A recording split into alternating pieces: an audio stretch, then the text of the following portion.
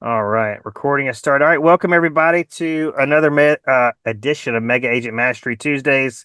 We have a special guest today, Miss Shelly Wallace. Shelly's with Realty South. And what office are you with, Shelly? My office is in McCalla. McCalla. So you're over there focusing on that McCalla, Bessemer, Hueytown, and you're from that area, right? I am. I grew up in McCalla, so I do focus on the western area, but I don't pigeonhole myself to one area. I kind of work all areas, if that makes sense. If it's not too far, like obviously Huntsville would be too far, but I try to work as many areas as I can and have done several things in Talladega. So Oh, wow. Okay. Yeah, that's a good little drive, but it not too bad. is. Well, how long have you been in the business? Well, I've been in the business since 2019. And when I got started, it was at a time where real estate was really booming. Well, before actually the boom, 2019 was a little slow for me, when I first got my license, it was a little intimidating. I was working with a lot of seasoned agents. And although that was a great resource, I could go to anybody and ask questions. It was still a little intimidating and really took me a good 6 months to get off the ground and start really doing any transactions just because, you're new. You've got people that have been in the business 30 and 40 years in my office and that have worked this area.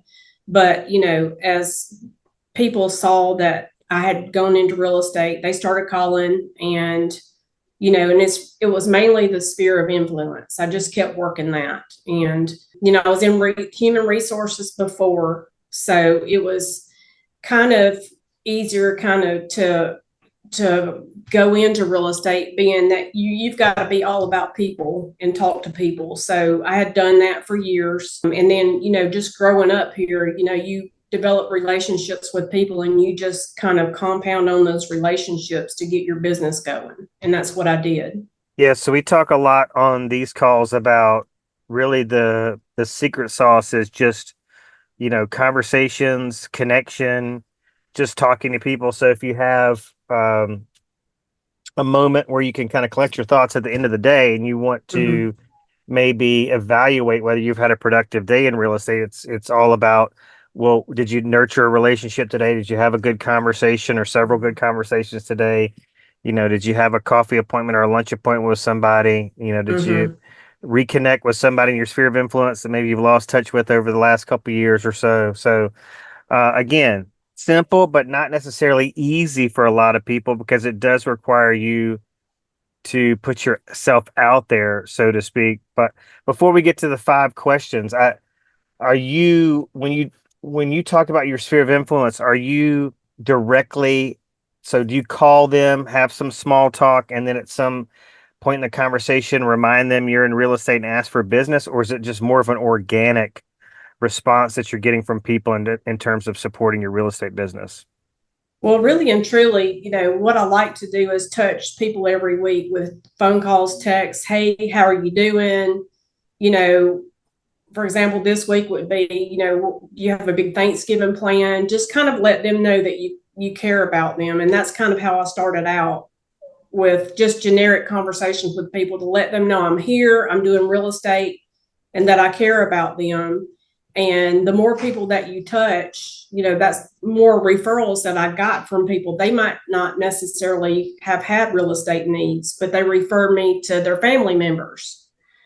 And that's how I got started. So you today, I think this is very timely, right? So this week, are you reserving a lot of time to reach out to people and just simply say happy Thanksgiving? And do you have a signature on there that says, this is Shelly with Realty South? Like how does real estate come into play here? So this week I'm doing handwritten cards. I've already sent those out.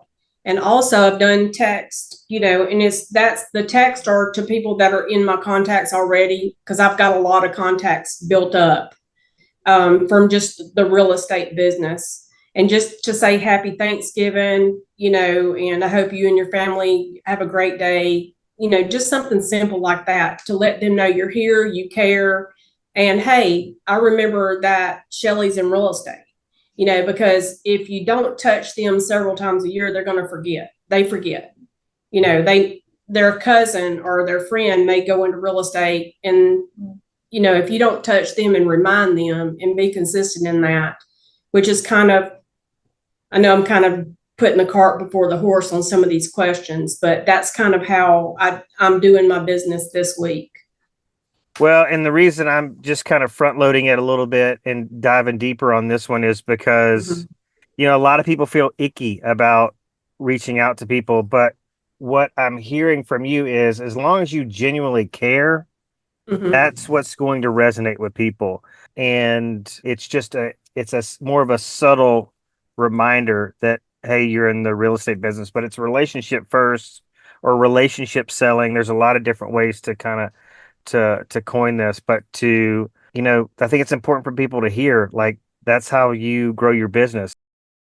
Are you paying for leads or generating leads some other way? Are you signed up on a bunch of referral sites, or are you Well, primarily sphere of influence? the only thing that I'm signed up for right now is I'm a homes.com agent, which I don't think I will continue. I've gotten a few calls from that, but I don't think I will continue that. That's not where the bulk of my business is coming from. It's more sphere of influence thing. So outside, so people that don't know anything about me that go into homes.com, I'm not really getting a lot for that for what I'm paying at the moment. So I don't think I will continue that going forward. So yes, I am paying for leads, but it's not really paying off at this point. There's other things that I'm doing that pay off that I'll just continue to do. And that is the touching people several times a year, to let them know that I'm here. And I also do take people out to lunch. I have client lunches on about once or twice a month, and that's people that I know that, have a house to sell, but they're not quite ready yet. Or maybe they're interested in buying a home, but they're not quite ready yet for whatever reason. I'll take them out to lunch and just kind of nurture them until they're ready. Hmm, love it. All right, so let's get to the 5 questions. So the big elephant in the room in terms of quarter 4 is we've got all these distractions, right? We've talked a lot on these Tuesday calls about, how difficult it is for real estate agents to stay focused with the level of freedom that we are afforded in this industry. So most agents just can't handle it. It's Thanksgiving week, kids are out of Mhm. school. I Mhm. mean, the easiest thing to do would be to give yourself a pass. And yet here we are, diving in and trying to learn from one another. So how do you stay focused and keep your foot on the gas pedal and stay productive in the midst of all these distractions, especially here in the fourth quarter? Well, I'm a little bit unconventional in that I get up every day and put my clothes on and come to work. I do work from home some, but mainly I do come in the office because that's where I find I can focus more. So every day that I come in, I have a goal. Like one day I'm going to do handwritten note cards. Another day I'm going to focus on social media posts on just listed, just sold, or maybe TikTok videos. So I have a goal every day that I come into the office, and I may not make it into the office every day, but most days during the week I am here. So that's kind of how I'm different from other agents, because a lot of agents, they prefer to work from home, but I think it's whatever works for you. I just am not able to focus as much if I'm at home. So coming into the office is where I find my mojo, and I'm able to like focus on the things that will increase my business. So if I'm not doing note cards or social media posts for business for 2025, then I'm calling people and talking to them, calling my contacts. And it's just small talk, chit chat type stuff. How you doing? How's the mama and them, the kids? Yes, What yes, y'all do anything fun for Thanksgiving? Going anywhere for the holidays? right. Just that kind of stuff. Um, Yes. And they bring up, hey, how's real estate going? love So it. All that's right. how you kind of go into it, because they already know you're in real estate. They're going to ask. So that's kind of, that opens up the conversation. It's going great. Well, I'm thinking about selling my house. Well, I would love to help you. Tell me when you're thinking about doing that. So it opens up all kinds of dialogue just by calling people and asking how they're doing. Love it. That's one of those reinforcing elements that is, a primary goal of having, outside Mhm. agents come on here, because I'm constantly saying that, the big misconception is that you have to lead with real estate in the conversation. It's got to be a business call. And Mhm. there's a lot of anxiety around that because people have a problem. They feel like pushy salespeople. They don't want to ask for business. And especially when it relates to sphere of influence, you're waiting for them to ask you. If you take an interest in people, they're going to reciprocate that interest. But also, just I was going to mention this in terms of paying for leads. I've heard it said that it takes twice as much energy to build a relationship as it does to nurture an existing one. It So, does. and there's a very solid argument to be made for paying for leads versus working your sphere of influence. So, when do you plan? Do you have a when do you plan what you're going to do for the week or what you're going to do for the day? Do you have a Sunday planning session, or you do it at the end of the day? How does that work? I do it the work week before. So typically, like on Mondays, I'll do handwritten note cards, birthday cards, anniversary cards. I send those out. And I get all that information from the birthdays and the anniversaries during a closing. And sometimes I'll troll people on Facebook to find out when their anniversaries and birthdays are, Right.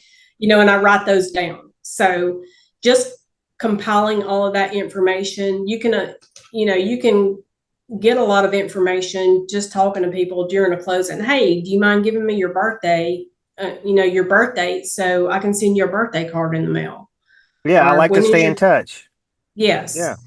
And I find that people do open up those handwritten note cards versus opening up an email.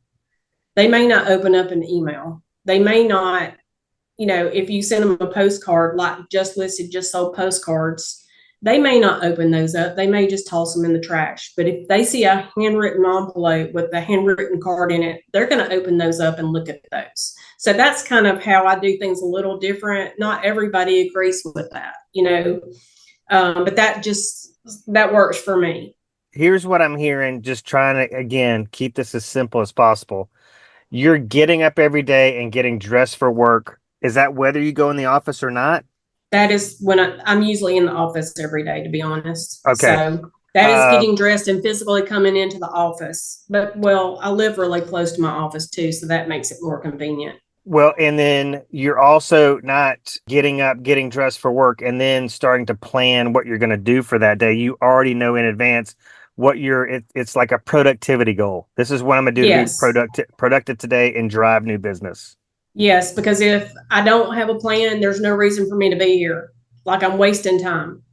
So being productive, having a plan, writing down what I'm going to do like this week for next week helps me to be able to focus because I'm going to, work those items down one by one. And that's really how I get more business, like being consistent with what I'm doing. And, I have, people that will call me and say, hey, I saw you're on social media. I might not even know the people very well, but the day that I focus on social media post, I may have a comment or somebody reaches out to me and says, hey, I want to sell my house. Can you help me?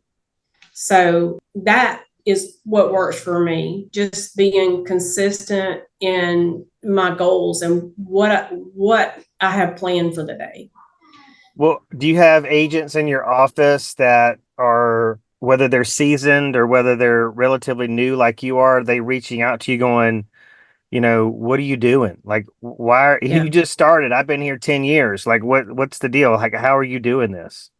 they do. They do all the time, and we all go through periods where our business is slow, maybe, but a lot of them do reach out to me and ask me, what I'm doing, and I see people go through lulls all the time, but I think it all comes down to sticking with your plan and being consistent with what you're doing. And what I'm seeing in maybe some other people that go through long periods of time where they don't have any businesses, they're not being consistent, they don't have a plan, they don't stick to a plan. So that's a perfect segue to question number two. Why do you think agents struggle with consistency so much? Is it there's they're getting, punch drunk off this freedom, and they're like, oh, I've got so much time. If I take the day off today or I slack off today, there's always tomorrow. They just don't have a plan. They're not working a plan. What do you think it is? I think as a new agent, I think people are just so overwhelmed. There's just so much out there, and things are coming at them from all directions, and they kind of just don't know which direction to go. Even if you're not a new agent, I think, it's just not focusing on what you need to do to grow your business. You can't come in the office or sit at home and wait on a phone call to come to you, because if you're doing that and you're not doing anything else, then you're not going to drive any business. You're not going to drive any business. So I think there's a lot of distractions out there. And also, it's just hard to focus and know what you need to do unless you have some direction and see what's working for other people. So how are you able to kind of, what do they say about new agents? They feel like they're drinking from a fire hose. How are you able to kind of slow things down in your mind and find a couple things to focus on, like social media or handwritten notes or sphere of influence calls, and what to say to these people? Did you reach out to have a mentor or somebody that took you under their wing, or did you watch YouTube videos? How'd you figure this have out? I have many mentors, and I was lucky enough to work in an office where there are plenty of seasoned agents here that are busy. They don't mind helping you out or answering questions, and it's not all about, I don't have time for you. They were willing to transfer their knowledge to me. So from all those people that I talked to and gathered information from, I kind of took bits and pieces to tailor what works for me. Love it. And this is a big thing that I find. Mm-hmm. It's such a simple mistake, but most agents, they don't want to bother people. They don't want to bother consumers, and they look at these seasoned agents in their office and go, "Oh, they're too busy to make Mm-hmm. time for me." What I have seen is the agents that ask the most questions right out of, real estate school are the ones that are going to have the fastest start and probably, experience longevity in their business. So were you just unafraid to ask questions? Or are you in an environment where it's encouraged to ask questions? Mm-hmm. Or did you just understand, like, I'm not going to be successful unless I learn from these people? Well, I opened up the dialogue with people. Networking with your fellow agents is very important. So I opened up the dialogue with a lot of them, and said, hey, do you mind helping me? I've got a question. Nobody said, I am too busy for you. Like, they're more than willing to transfer their knowledge. I guess that's, the culture of my office is more like a family type environment, but they were all willing to help me out, and I'm very thankful for that, because when you first get your license, it's intimidating. You don't know which direction to go in. You're like thinking, oh my goodness, I'm sitting here, I don't know what to do. And I don't have a customer, and it's discouraging. So you just have to kind of get out of your comfort zone, go talk to people, network. And from that networking and from other agents, I mean, I've gotten business from other agents that don't have time to do it. Hey, I've got a client, can you show this house for me? Or I've got this listing appointment, but I'm going out of town, can you do this for me? Yes, absolutely. So that's what's important. Network working with other agents that you work with, but also outside your brokerage. Getting to know people. When you work with them, develop a relationship and a rapport with them, and the business will come. You may not get a lot of business from other agents, because obviously they're in the business to make money as well, but you will get some. And that's why it's important to network, transfer knowledge, and get to know people in general, and how they do what they do. Well, I find, there is a culture in the real estate business in general of paying it forward, because none of us would be still in the business today. Like, I made it Mm-hmm. through 2008. I was selling real estate on the coast. I made it through the Gulf oil spill. I would not have made it through those two very impactful periods without the help and mentorship of others. Hmm.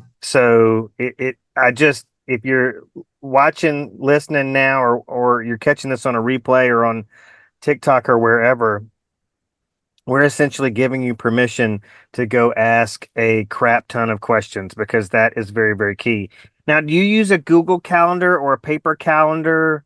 What is your go-to there? I actually have a planner. So So I write write everything everything down down. in the planner. Well, I'm kind of a little old school. I'm not 100% digital, but I do write everything down in the planner, my goals, what I'm working on for the day, who I need to call, what appointments I have. So I still rely on that pretty heavily. And that's what's worked for me since, since I started for 2019, just to write everything down and take, hey, I need to call so and so tomorrow and follow up with them. So that's what keeps me on track. Are you, do you try to keep a goal in front of you to help you stay consistent? Like, are y'all like love to travel or have like some big retirement goal or something that's just like, maybe you got kids in college, I don't know, something that keeps you on the hamster wheel and keeps you motivated? My goal from the beginning was to close two transactions a month. And I do short term goals. I don't do long term goals because Mm, that's what seems to work better for me. yep. And I always said if I close one a month, I'm happy. But I've been blessed in that aspect. Several months have had more than two transactions that I've closed. But my goal is the goals that I set for myself is to close at least two a month. And there's not a dollar figure attached to those always. It is just by, the transaction goal that I set for myself. So are you rewarding yourself? Like some of us, we're just naturally motivated. We just naturally Mhm. have this fire burning inside of us to Mhm. get out and be productive. I love to be lazy, especially this week. Like I'm sure I'll Netflix binge some shows and will Christmas movie marathon but after 48 hours of that, max probably 72, I'm like, man, I need to get up and do something. But do you have anything that you're like, oh, if I meet this goal this month, I'm gonna treat myself to a spa day, or my husband and I are going to go out to a nice dinner, anything like that? No, what I do is I go on two trips a year. If I have a productive year, then I look forward to going, maybe on a cruise or on another trip.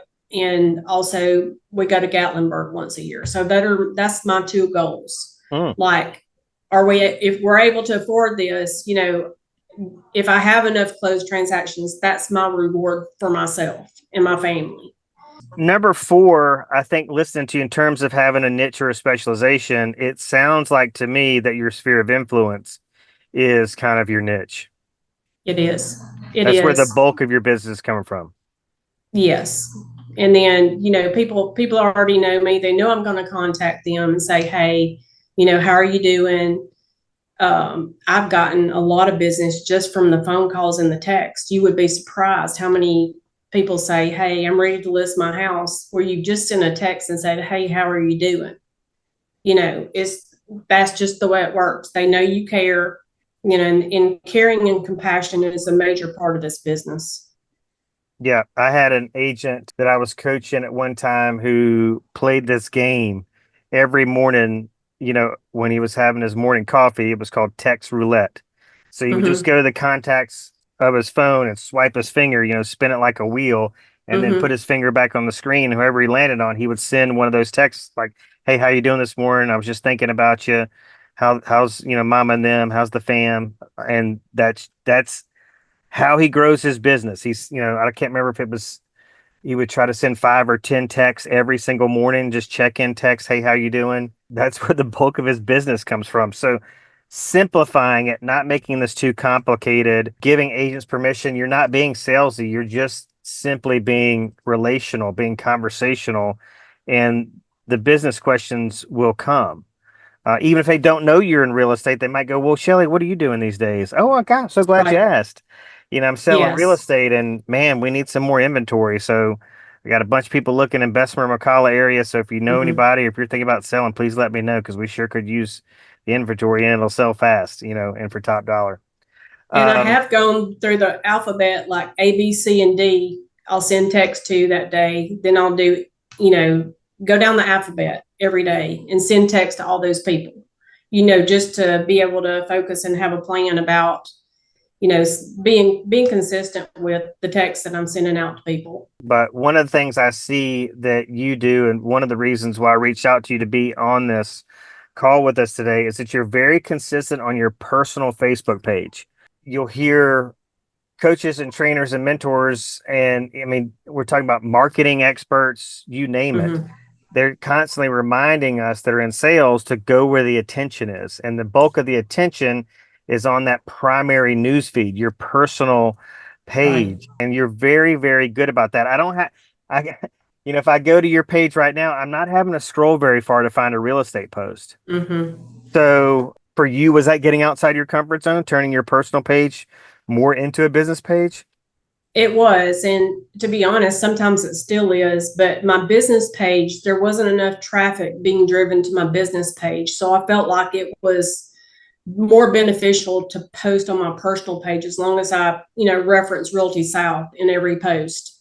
But, you know, with the social media, I'm more of a Facebook person, but the TikTok videos I've just started doing, to be honest.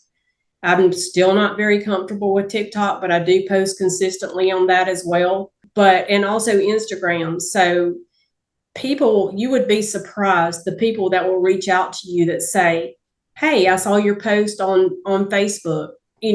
When you don't think, people won't always comment. They won't always, like your post, but they're seeing your post regardless of whether you have any interaction or not. You will be surprised how much business I've gotten from that. And I just feel like that is one of the keys to being successful as a real estate agent in this day and age, because everybody's always got their phone in their hand.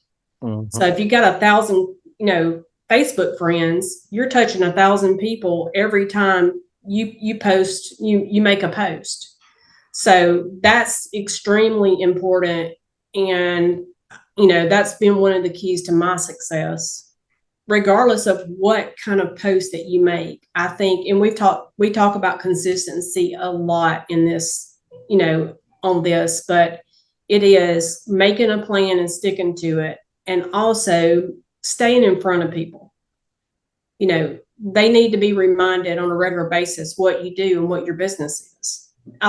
People stop me in the grocery store all the time and say, "Hey, how's your real estate business going? I see I saw your post from whatever day it was."